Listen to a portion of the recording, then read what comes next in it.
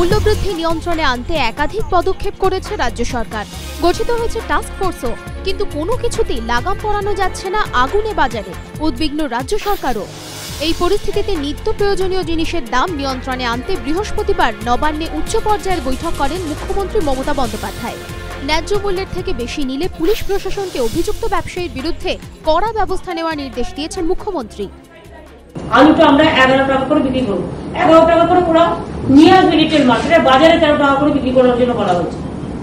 11 টাকা হোলসেলার এবং 13 টাকা বাজারে বিক্রি হবে, একই রেট থাকবে। যেটা আমরা বলছি 13 টাকার বেশি আলু বিক্রি করা যাবে না। মুখ্যমন্ত্রীর নির্দেশ, দ্রব্যমূল্য নিয়ন্ত্রণে না আসা পর্যন্ত এ রাজ্য থেকে নিত্য প্রয়োজনীয় সামগ্রী ভিন রাজ্যে পাঠানো যাবে না। পাশাপাশি আলু, পেঁয়াজ, মাছ চাষে আরো বেশি জোর দেওয়ার কথাও বলেন মুখ্যমন্ত্রী। কালীপুজোর আগে চড়া বাজার দর, সবজি থেকে মাছ সবকিছুর দামই আকাশ ছোঁয়া। এখনো অগ্নিমূল্য পেঁয়াজ, সরকার দাম বেঁধে দেওয়ার পরও বাজারে চড়া দামে বিকোচ্ছে আলু। এখনো 70 টাকা কেজি দরে বিকোচ্ছে পেঁয়াজ। জ্যোতি আলুর দাম 15 টাকা থেকে 17 টাকা কেজি।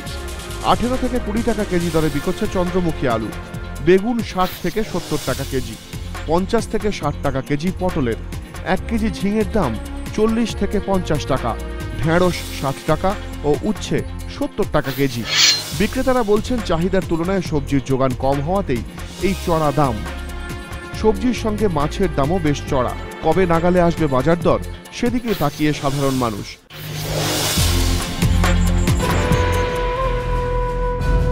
2006 সিঙ্গুর টাটার ন্যানো প্রকল্প, 2013 রাজারহাট গ্রাম তেঘরিয়া টাটার আবাসন প্রকল্প।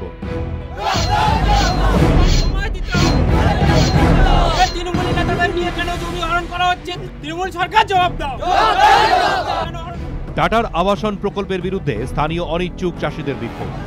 বিক্ষুব্ধ কৃষকরা এদিন আটকে দেন প্রকল্পের প্রাচীর তৈরির কাজ।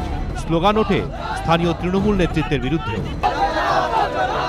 বিক্ষুব্ধ কৃষকদের অভিযোগ, স্থানীয় তৃণমূল নেতাদের মদতেই এখন প্রকল্পের কাজে হাত দিয়েছে টাটা গোষ্ঠী।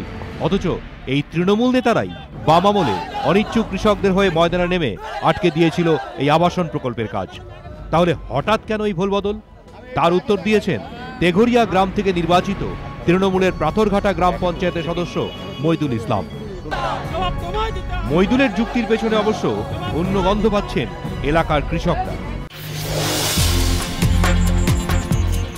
একদিনের ক্রিকেটে নজর করা পারফরমেন্স করে এবার ভারতের টেস্ট দলেও ঢুকে পড়লেন বাংলার মোহাম্মদ সামি। ওয়েস্ট ইন্ডিজের বিরুদ্ধে টেস্ট সিরিজে দলে রাখা হয়েছে সামিকে। দল গঠন করা হয়েছে 8 ব্যাটসম্যান, 4 পেসার ও 3 জন স্পিনারকে নিয়ে। শেষবার টেস্ট খেলা 15 জনের দল থেকে বাদ গেছেন হরভজন সিং, অশোক ডিন্ডা ও সুরেশ রায়না। চোটের জন্য দলে রাখা হয়নি রবীন্দ্র জাদেজাকে। 6 নভেম্বর থেকে ইডেন গার্ডেন্সে শুরু প্রথম টেস্ট ম্যাচ। ইডেন এখন অপেক্ষায় সচিনকে শেষবার 22 গজে দেখার জন্য।